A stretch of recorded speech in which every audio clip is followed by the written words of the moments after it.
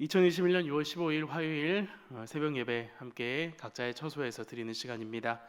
찬송가 365장 함께 찬송하며 나가도록 하겠습니다.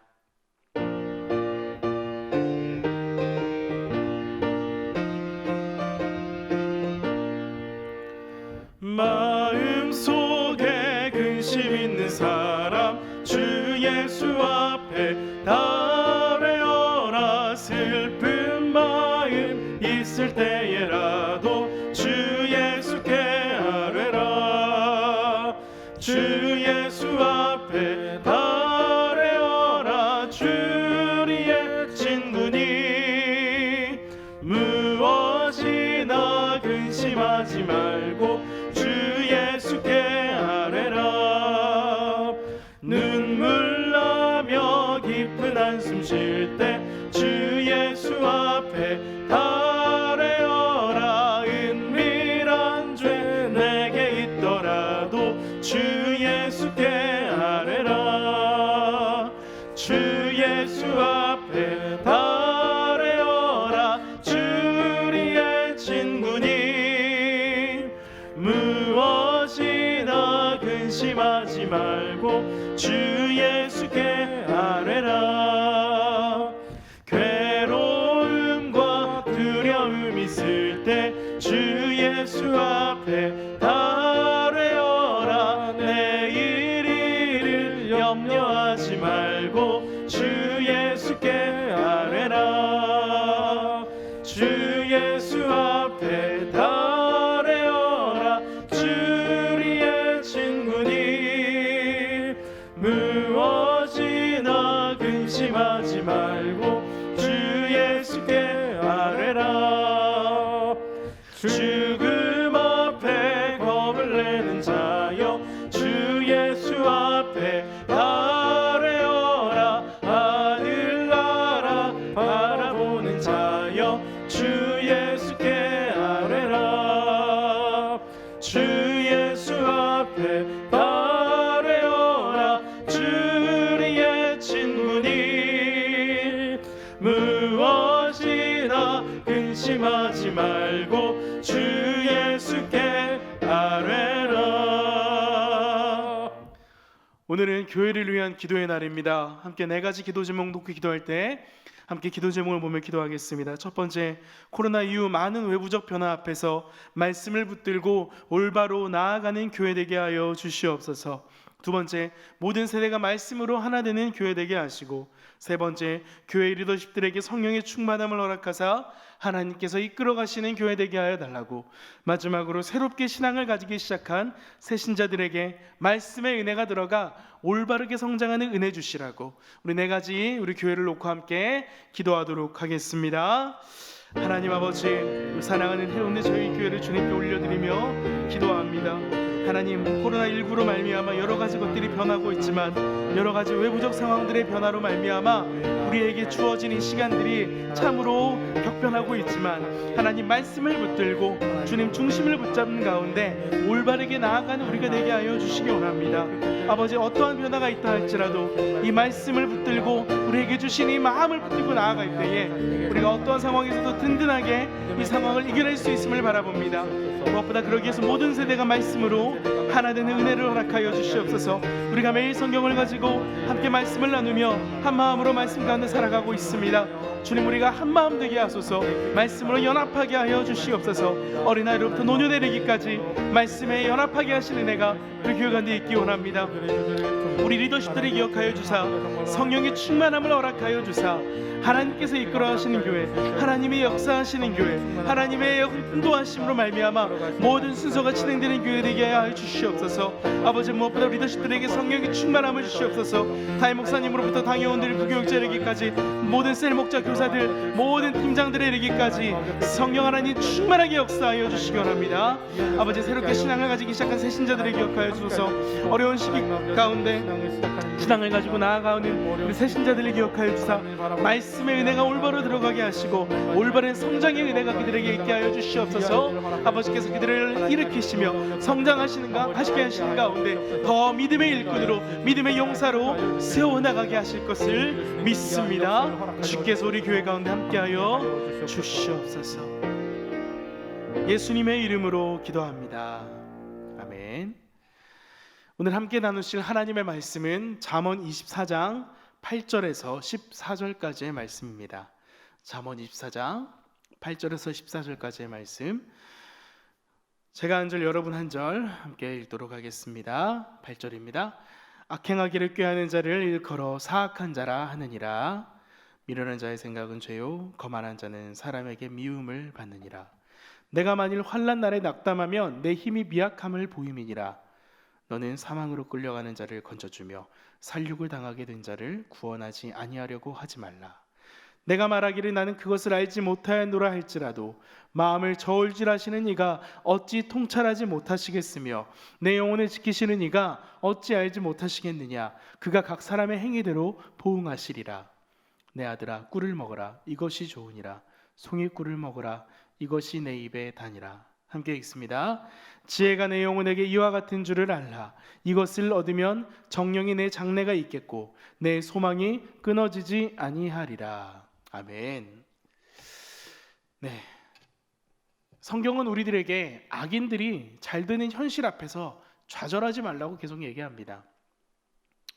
우리가 드라마를 보거나 어떠한 극적인 요소들을 볼 때 우리는 권선징악을 굉장히 즐거워하고 통쾌해야 합니다. 선인이 승리하고 선한 것이 승리하고 악한 것이 패하는 그것들, 우리가 꿈꾸는 것들이지만 사실 그렇지만은 않습니다. 오늘 말씀의 핵심 내용도 이와 같습니다. 안타깝게도 세상은 매우 악합니다. 공중권세 잡은 자 마귀가 여전히 이 세상을 쥐락펴락하고 있기 때문입니다. 예수 믿는 자들은 빛과 소금의 역할을 감당하지 못하고 정말 내 한 목숨, 내 한 삶 살아가는데 또 간절한 때가 요즘이죠. 간신히 빛을 내고 살아내기 위해서 발버둥 치는데 쉽지 않습니다. 매일매일 이 악한 자들의 소식이 너무나 발달돼 버린 인터넷과 스마트폰, TV 등을 통해서 우리들의 눈과 귀에 계속해서 전해집니다. 정말 보고 있자면은 험한 말이 목까지 차오르는 그런 모습들, 정말 간신히 참는 때가 한두 번이 아니죠.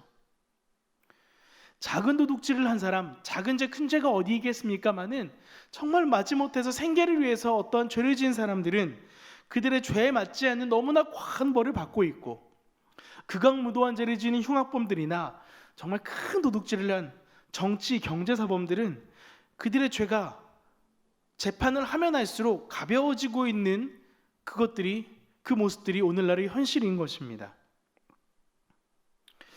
오늘 우리가 지금 방금 본문에선 다 담겨 있지 않지만, 다 읽지는 않았지만요, 1절 말씀은 우리에게 먼저 이렇게 말을 하고 있습니다. 24장을 시작하면서 이렇게 전제하고 있습니다. 제가 읽어보겠습니다. 너는 악인의 형통함을 부러워하지 말며 그와 함께 있으려고 하지도 말지어다. 비록 우리가 온라인으로 예배하고 있지만 새벽 시간이지만 참 불편한 메시지를 전한다는 것은 설교자로서 참 쉽지 않은 일입니다. 오늘 하루를 시작하면서 감사하고 기쁜 마음으로 나가야 될 것인데 오늘 하루를 무거운 마음으로 시작하게 한다는 것이 어찌 보면은 마음에 쉽지는 않음이 있어요. 저 역시 이 본문을 준비하면서 설교를 위해서 말씀을 쭉 읽어가는 과정 속에서 1절에서부터 이렇게 턱하니 막혀버렸습니다. 그냥 아무 생각 없이 여러분에게 이렇게 살아가십시오 라고 하는 메시지를 앵무새처럼 전하면은 사실은 너무 편하겠지만 이것을 우리의 삶으로 가져오고 조금만 고민하다 보면은 너무나 힘이 든 것이 사실이에요. 그 사람은 너무나 못되고 너무나 아나무인인데, 아나무인이란 말 아시죠? 눈에 사람이 보이지 않는 사람입니다. 자기 눈에 아무도 보이지 않는 사람이에요. 정말 아나무인인 그런 사람, 예수도 안 믿는데 왜 이렇게 이 사람은 잘 되는 것일까? 더군다나 자기들만 잘 사는 것으로 끝나는 것이 아니라 어렵고 선량한 사람들의 눈물을 빼며 그것으로 그렇게 잘 살아가는 그들, 왜 그들은 여전히 그렇게 형통한 것일까? 말씀을 읽는 가운데 그런 고민이 들었습니다. 형통이라고 하면 우리는 누구를 떠오르겠습니까? 우리는 성경을 읽으면서 형통한 사람의 이야기를 생각할 때 누구를 생각할 수 있을까요? 많은 사람들이 있겠지만 저는 요셉이라는 인물을 가장 먼저 생각하게 됩니다. 요셉은 실제로 그 요셉의 일대기를 다룬 말씀 가운데에서 하나님의 함께 하심으로 형통하였다는 이야기가 계속해서 등장하였던 사람입니다. 요셉을 통해서 보는 진정한 의미의 형통은 무엇이었을까요? 바로 방금도 말씀드렸지만 하나님이 함께 하심으로 말미암은 형통이란 것입니다. 깊은 구덩이에 빠져 있었고요, 노예로서 누명을 쓰기도 하였고, 그로 말미암아 감옥 안에 들어가서 언제 나올지 모르는 그 상황을 지나감에도 불구하고 하나님이 그와 함께 하심으로 성경은 그가 형통하였다고 말하고 있습니다. 반대로 악인들의 형통, 이 본문을 이 잠언 24장 1절을 읽으면서 속상해했던, 이 안타까워했던 그 마음으로 보았던 악인들의 형통은 그렇다면 무엇일까요? 바로 하나님 없는데도 잘 되는 모습이라는 것이죠. 조금 위로가 됩니다. 요셉의 모습을 떠올리면서 본문에 나온 악인의 모습들을 비교하는 가운데 그래도 말씀이 저를 위로하는 것을 저는 느낍니다. 그렇게 오늘의 말씀을 붙드는 가운데 우리의 마음을 기도의 자리 가운데 더욱더 나가길 소망합니다. 그렇게 가장 먼저 우리 이렇게 기도하였으면 좋겠습니다. 첫 번째, 여러분 온라인으로 함께 하고 계시겠지만 이렇게 고백합시다. 한번 읽어보겠습니다. 하나님이 제 삶에 계십니다. 저는 그것으로 충분합니다. 말씀을 시작하면서 말씀을 묵상하면서 느꼈던 억울함을 여러분에게 토로했던 이유가 여기 있습니다.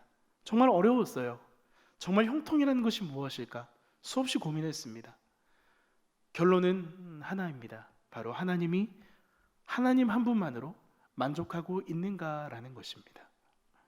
하나님이 계심으로 나의 형통함 안에, 누군가의 형통함 안에 하나님이 계신가라는 질문이라는 것이죠.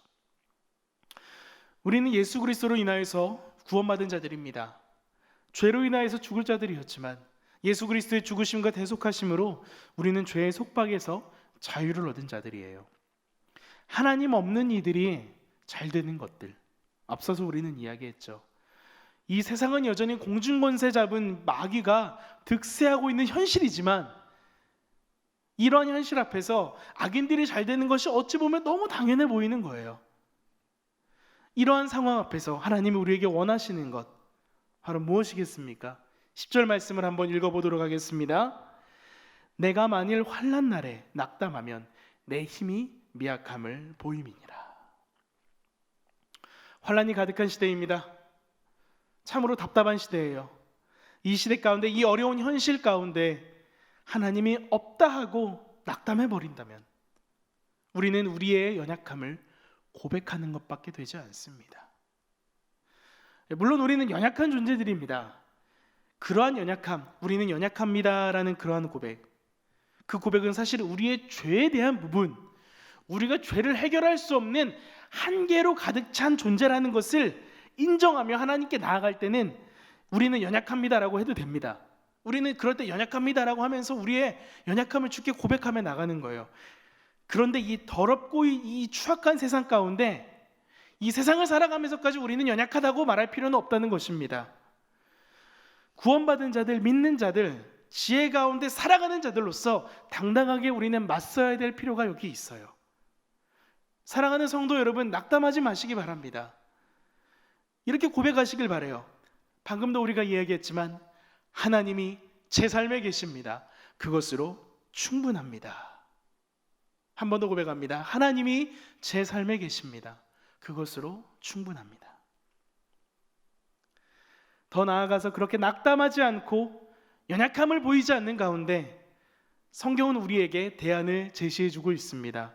13절과 14절 말씀을 함께 읽어보겠습니다. 내 아들아, 꿀을 먹으라. 이것이 좋으니라. 송이꿀을 먹으라. 이것이 내 입에 다니라. 지혜가 내 영혼에게 이와 같은 줄을 알라. 이것을 얻으면 정령이 내 장래가 있겠고 내 소망이 끊어지지 아니하리라. 내 아들아, 잠언의 저자는 다시 한번 우리들에게 애정을 가지고 부탁합니다. 무엇을 부탁합니까? 송이꿀을 먹으라고 합니다. 이 꿀은 무엇입니까? 더 나아가 이 송이꿀은 무엇입니까? 깊이 해석하면 너무나 길어지기에 핵심만 말씀드리면 바로 이것은 하나님의 말씀이에요. 지혜되는 말씀이에요.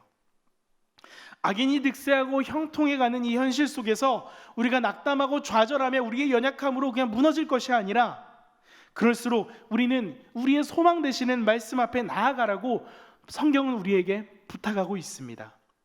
피비린내 나는 현실 속에서 쓰디쓴 고통이 우리들을 계속 휘몰아칠 때 잠잠히 뒤로 물러나 우리의 지혜 대신 우리의 꿀과 같이 그 달콤한 말씀 앞에 귀를 여시기 바라요.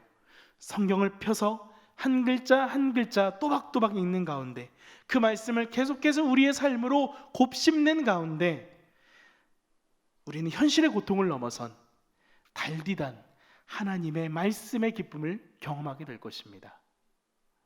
이것으로 인하여서 우리의 장래, 우리의 미래가 존재하게 되며 우리의 소망이 끊어지지 않을 것이라고 성경은 우리에게 약속하고 있습니다.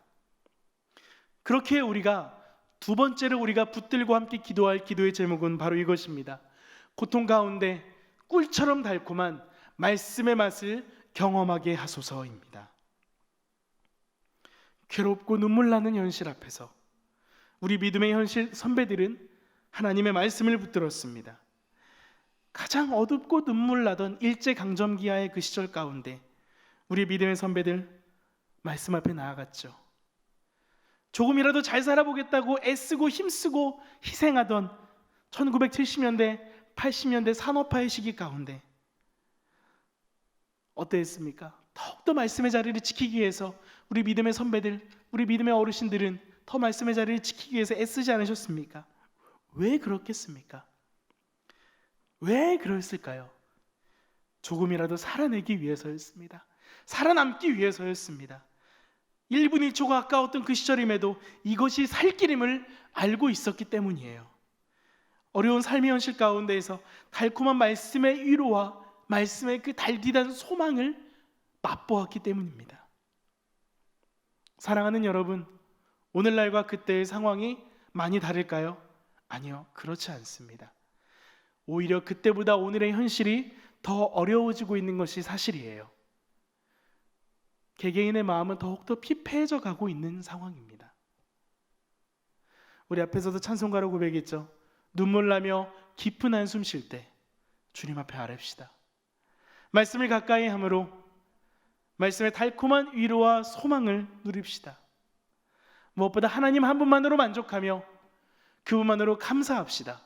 악인이 잘되고 악인이 성공하는 현실 앞에서 좌절하고 낭망할 것이 아니라 달콤한 말씀을 붙드는 가운데에 우리를 다시 한번 세워가시는 그 주님으로 인해서 만족하는 오늘 하루가 되길 예수님의 이름으로 축복합니다. 기도하겠습니다. 하나님 감사합니다. 오늘도 우리에게 새로운 하루를 주심에 감사합니다. 악인이 잘되며 성공하는 현실들이지만 우리는 그 현실 앞에서 희망을 잃어버리지 않기 원합니다. 더욱더 달콤한 말씀을 붙들며 그 주님 한 분만으로 만족하며 주님으로 말미암아 진정한 형통을 누리는 우리 모든 인생들이 될 수 있도록 인도하여 주시옵소서. 예수님의 이름으로 기도합니다.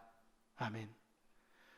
우리 말씀을 붙잡고 말씀의 메시지를 기억하며 하나님 한 분만으로 만족하시는 가운데 어려움과 고통 가운데 말씀의 달콤함을 경험하는 하루가 되게 해달라고, 또 여러분의 각자의 삶을 위해서, 또 교회를 위해서, 나라와 민족을 위하여서 각자의 처소에서 오랜 시간 기도하며 나가도록 하겠습니다.